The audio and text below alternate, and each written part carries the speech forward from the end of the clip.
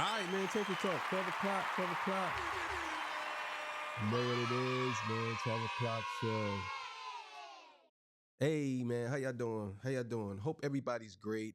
Hope everybody's doing good. This is the Torture Talk 12 o'clock show. Appreciate y'all being here with me. So, Elliott Wilson has came out and he spoke on the big three, J. Cole, Kendrick, and Drake.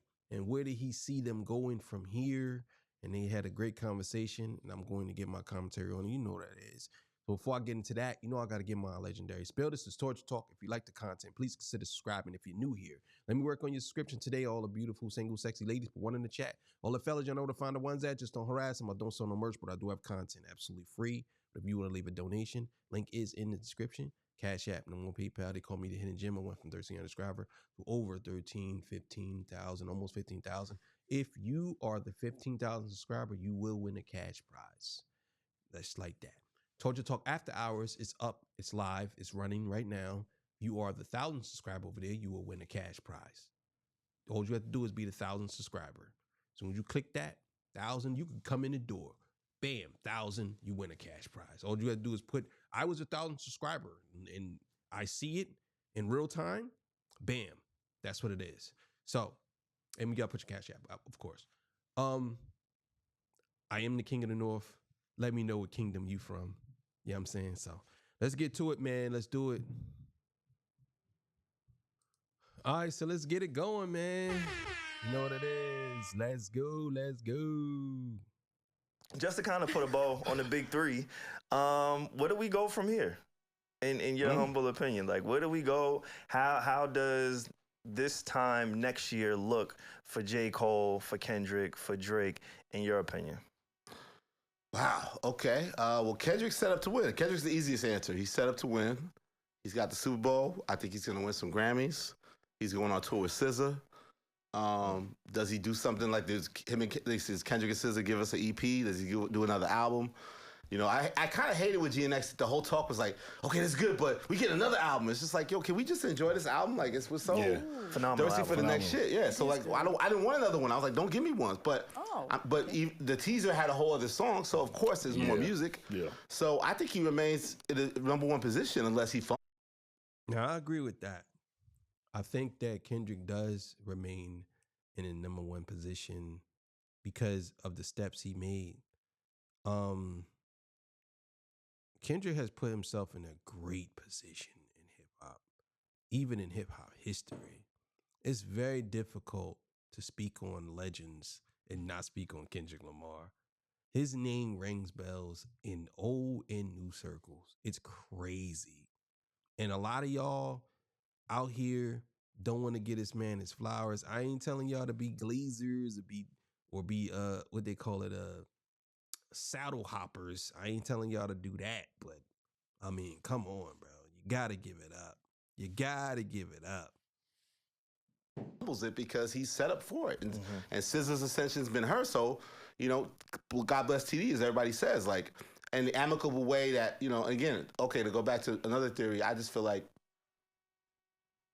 when Kendrick left TDE, there was some hard feelings. My speculation, no proof, right?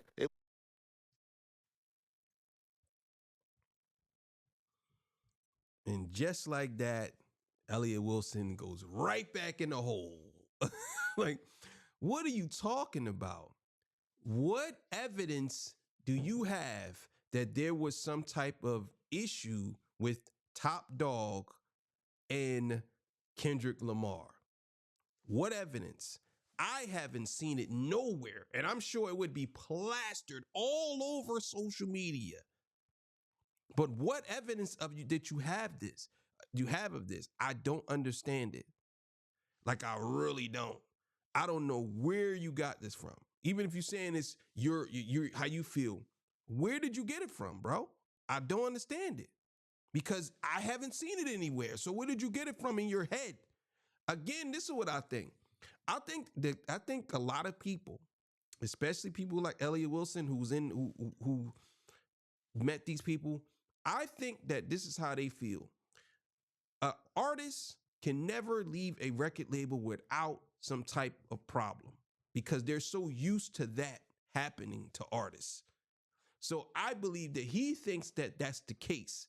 But no, I actually think that they're actually closer, because you know who said the battle was over? Top Dog. Top Dog said the battle was over, not Kendrick. Top Dog said the battle was over. So I'm thinking that Top Dog and Kendrick is on his own, but Top Dog probably has a piece in PG Lane and probably helping Kendrick build PG Lane. And then he probably send artists over there and help Kendrick develop talent. To me, that'd be the smartest thing to do. Kind of like what Dre did with Aftermath, and then he had Shady Records. It's the same thing. The same thing. You know what I'm saying? Eminem left Aftermath and went to Shady Records, and he did his own thing, right? I'm saying that that's what I believe Kendrick did. It wasn't the most amicable thing, right? It's tough. You losing your main guy. I don't care how cool you say it, whatever percentages you still may make from him. You know, it's still you're losing the biggest guy. And but then Drake playing the strategy of you ain't got Top no more. Top was bullying you and extorting you. Now, you out here by yourself, little guy. You can't mess with me. You don't even. But see, that's your perception of it. You know what I'm saying? That's your perception of it. You telling, like, you're sitting here saying that Top was telling Drake that he was extorting Kendrick. Like Kendrick was Drake was telling Kendrick that Top was extorting him again, and he literally mentioned him in Euphoria when he said, "Show me your splits. I'll make sure I double back." And then he said, "The headshot via you walk around like that pump. Remember? Hey, Top Dog, who they think they playing with." You know what I'm saying? So I don't think there was ever an issue, and I don't think there will never be an issue with them. Not at all. I don't think that there's an issue at all. And I'll stand on that. 100%. We'll stand on that. Them backing you up no more. To me, unified them back together. And you get the record like The Hard Part 6 and unified whatever tension may have been there, whatever feeling, united and strong as ever. So we've never seen a guy who literally is no longer with the label functioning as if he's almost still on the label. And by taking SZA on tour with him, he solidifies that. Crazy. And SZA, That's my point right there. What he just said. That I've told you, this is the common thing that people think because somebody leaves a label that they can't be friends or they can't be together. Like, there's a common thing that because everything has to be a negative spin when it comes to something like that. Because that's the history. I don't really blame Elliott for that, but that's the history of the music industry. The music industry, usually the history is if somebody leaves the label, it's because of he left on bad terms. Like, oh, he didn't give me the money I was asking for. Yeah. Or he wasn't producing the music that he was supposed to produce. Like, the success is phenomenal. And who's the rising star we all love? Doechii. So it's like he's with the winners in the winner's circle, and I think he's in a strong position. Let's go Cole next. Cole, I think, is what Cole, to me, is suffering from right now is that, and Drake did it with which album? With Certified Lover Boy.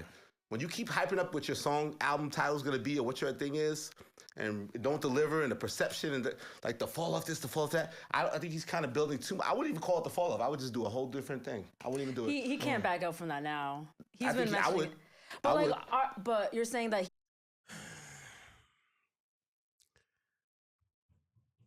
Let me listen to what she got to say, and I'm going to give my assessment. Fall off this, the fall off that. I think he's kind of building too much. I wouldn't even call it the fall off. I would just do a whole different thing. I wouldn't even do it. He can't back up from that now. He's been mentioning it. But but you're saying that he builds it up and then under-delivered on Certified Lover Boy? He never delivered. So I don't think in this era you want to have an album title or idea of what you think this person's supposed to do hang over their creativity. I think he's promoting their album. He's made it his own monster. It is. There's no more I hate to say this. I'm sorry, ladies. Some of y'all are dumb as a box of rocks. I ain't gonna lie. And y'all can agree, ladies, y'all can agree, some of y'all ladies are dumb as a box of rocks. There's some niggas that's dumb as a box of rocks too. We talking about the ladies right now. And I don't mean that in a bad way. I mean that in a good way. And I know that sounds crazy, but I'm gonna explain. The reason why I say that is because she is given such a generic answer to why. And I'm not saying that Elliott Wilson is speaking on a higher level than her, but he's speaking on a level of you can't be just putting out these things and saying these things and then under delivering. She's like, well, he's promoting the album. And what he's saying is the year you just went through, the fall off might not be what you want to call that album. Because the year you just been through, if you calling your album the fall off, that is a negative condensation that you put on yourself. And she's looking at it as if he's just, her answers are so generic. You know what I'm saying? It's like cookie cutter answers. It's like, this goes here, this goes here, this goes here. There's no gray area there. This goes here, she compartmentalizing everything in the right space. This here, this here, this here, this here, this here, this here. That's what she's doing. It's just so generic. You know what I'm saying? And I'm saying, I get what Elliott is saying right here. Like, you can't hype up your project and then drop it and it's not as good as everybody thought it was because you hyped it up. I'll be honest with you. I think J. Cole shouldn't do the fall off. You know what I'm saying? I don't think he should do an album called The Fall Off. Not at all. I think that's a horrible name for an album. I don't think he should do that. You know what I'm saying? I think he should do a joint called In the Life and Times of J. Cole. That's it. You know what I'm saying? Come back with something totally different than what he usually do. You know what I'm saying? Whole different flow, whole different style, whole different producer, everything. Something that's totally different from what you usually hear from him. That's what I would do if I was him. You know what I'm saying? I wouldn't come with the same thing. And then I'll come with a different album and don't even name it The Fall Off. I would scratch that project because you just went through, you didn't battle, but you was a part of this battle. And you basically got hit with a strike. And now you coming out. Nah, I don't. The fall off. I don't believe so. I don't think so. It's needed. We know what the album's called. But what if he does deliver on the fall off? Right. What if he does a great job? What do you expect him to deliver in the fall off? I think it's gonna be a victory lap. I've said this before. As a big Cole fan, I'll personally be happy if he retires after the fall off. I feel like that's a good ribbon on his beautiful. On his career, I guess that's what she's saying. She's saying that she would want him to retire. Why? Why would he retire now? Why? A victory lap, then retire? That's not gonna happen. Rappers never retire. They die before they retire. Rappers never retire. You'll never see rappers retire. Except Joe Buttons. That's it. To be his last album. Yeah, but I really do have hope that it's going to be a beautiful, phenomenal album. He did his victory lap, his big concert, 10th anniversary concert tour, whatever, and then boom, he ends. He comes out of retirement sometimes to do a guest verse, but I think he could deliver it and it'll be a very ceremonious event. I also think he should, but why would he wait to drop it? Like he's sitting there, maybe it was Dreamville, maybe I'll have music then or something. He said like, next year is the right time. If he built so much momentum. And what if he delivers? No, I'm saying he's built some momentum now. He has all the answers for everything. And I'm sorry, she ain't dumb as a box of rocks. I mean, she not. I think she's bringing up some valid points. I was just joking around. I ain't gonna lie to y'all. See if y'all get mad in the comments, pulling y'all along. You know what I'm saying? But no, she's definitely dumb as a box of rocks. I like the fact that she's giving him some pushback on this. It's pretty interesting to see. Why would he drop it early this year? Because the time is not right. Creatively, it keeps you in that mindset. As a creative, think about it, right? Like, an artist figures out their album title. Now they're going to center everything around this title, right? Let's go FOMO. Let's go an artist says, you know what? My album is going to be FOMO, fear of missing out, because these are the things I've experienced. Yeah. Now you get to live that on a day in and day in basis until that project is officially out. Why did it take so long? I think you just exhausted it. That's why I didn't even like Michael later, just the idea of it. Like there were some good songs in there. He's spitting facts right now. Like, what are you waiting for? Like, why are you waiting? Like, if the album is done, unless the album's not done, if the album is done, it's no point in you waiting around. J. Cole, just drop it. Like, what are you waiting for? What are you waiting for? I'm telling y'all, most of them don't want to drop because everybody's so consumed by first week sales. they're afraid to drop their music because they're afraid that they're gonna fail. That's what they're afraid of. They're afraid they're gonna fail. But a lot of y'all don't do rollouts no more. Y'all don't make it interesting. J. Cole he could do a single and build up to it and have a theme to the album. But for some reason, nobody does these things no more. This is why these stuff fails. That's why they don't sell no album. Look at Tyler Creator. Tyler Creator, right? Tyler Creator is one of the he's in the top 10 of this generation. You know what I'm saying? But he came out with an album. He ain't care. He came out with an album, and guess what? He had a whole theme. And what happened? He sold 300,000 copies in the first week. Now, I don't care about selling the albums in the first week because to me, there's some albums that are phenomenal that don't sell that much. You know what I'm saying? So I don't get it. But J. Cole, what is he waiting for? Like really, like literally, what is J. Cole waiting for? Like, what is he waiting for? But it's like He foreshadowed you it. keep giving us something else. It's just like you told us what we're supposed to get. Hey, he deleted it later, right? Yeah. Living through the art. But let's say, Like, we know you can rap well. We know you're rapping better than you ever have. And there were arguments saying that he's rapping better than Kendrick and Drake at this point, which we always felt they were maybe rapping better than him. But I don't know. I just think you're building so much of as much as he's made all the rap news now you're back stuck in the same vacuum of, when are we giving the fall off? It's going to be my last album. It's got to be better than Kendrick's album or as good as Kendrick's album. It's got to be better than Forest Hill Drop. It's got to be my best album. Yeah. To me, and it's that's put a lot good of pressure to live up It's to. good. And what if 2025 is the year? He's like, that's when I plan to drop it, and then he drops it. Like the timing is just right. So I would predict he puts it out around Dreamville, and I think it's a really good. I think it's a really good album, but I don't necessarily think it's going to be like the Like greatest what we album. thought. Yeah. I think it'll be like a notch below 2014 to me, Forest Hill Drive. But I love to be proven wrong that it's even higher than that. And I think he does bow away for a while. I think he's gonna have a whole retirement, Yeah. right? Where he said he did, but like, You're not Well, gonna, they all on a do. They'll come year-to-year back. basis though. You're not gonna be worried You'll about get a making you'll get a music. feature like here a and year and a there. half Right. later. Right. I like that. Right. Like Yeah. just Yeah. go out on. I don't know, man. I mean, if J. Cole retired, it's the sad thing is nobody's gonna care. Like maybe some people, but most people. And what I mean by not care, they're not gonna cry about it. They're gonna be like, hey, yes, you did it, bro. You had a good career. That's what they're gonna do. They ain't gonna be like, no, what are you doing? No. Like they ain't gonna do that. Top And build the mystique. just come back a few Right. times and remind us that you're still that guy, and then go back into Go hiding. back in the And now the Aubrey Dre Graham, that's Let's the wild do it. card. The boy. I don't like the Australian tour. during the Super Bowl. Yes, I don't like that. Again, the question I always have is, can he could obviously, he's a great music maker. He could always make great music. I always have defended him that he's part of our culture. I don't like when people draw these lines and try to act like he's not part of our culture.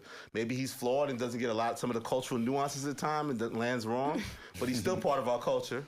Yeah. And I wonder, I'm not rolling with that. Ain't no way in the world you gonna tell me that Drake is a part of our culture when he's referencing and making jokes about slavery. Nobody that's a part of the culture makes jokes about slavery, bro. They don't. I don't believe that Drake understands the culture. I think y'all want to put him in the culture and y'all want to say he's a part, but Drake's not a part of the culture. Drake is the ultimate culture vulture. He is the one who walked into the culture. And I'm going to explain it at the end, but let's keep it going. does he go back to?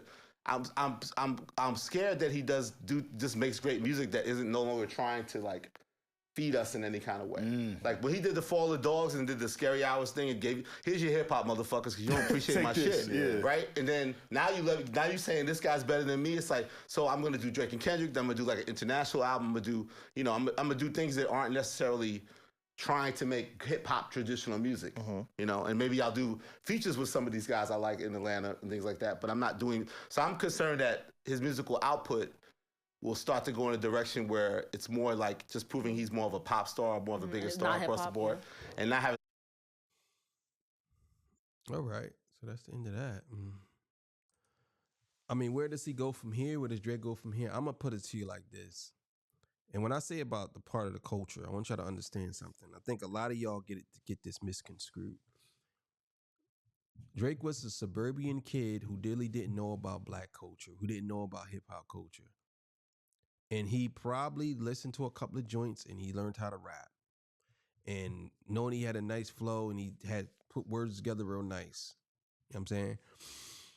It is what it is. He walked into the culture. He wasn't born into it. He walked into it. Now, people could say, well, he grew into the culture. He was part of the culture. You can't say. Yeah, I can say that. Because if you go back and look at the history of Drake, he don't understand. He don't understand black culture at all, to be honest with you. He don't. You know what I'm saying? Because if he did, you can tell he don't really understand black culture at all because the way he responded into battling Kendrick. You know what I'm saying? You can tell. You can tell. So, but I don't believe that he's a part of the culture. I believe he is. I don't believe. You know what? I would say this. If you want to say Drake is a part of the culture, I'm gonna say he's the reason why he's a part because he is the ultimate guest in the house. He has a guest room. I'll say that. That's what I'll say. Drake has a guest room in the culture. You know what I'm saying? You come over, he has a guest house in the culture, the guest house in the back. You know what I'm saying? Probably sometimes a guest house in the front. That's Drake. He has the guest house in the culture. That's how I feel. But either way, man, thank y'all for joining me. Appreciate y'all. You know what I'm saying? Make sure y'all catch them after hour shows. You know what I'm saying? Doing some things over there. So, all right, man, I'm out of here. See y'all. Peace. Bye.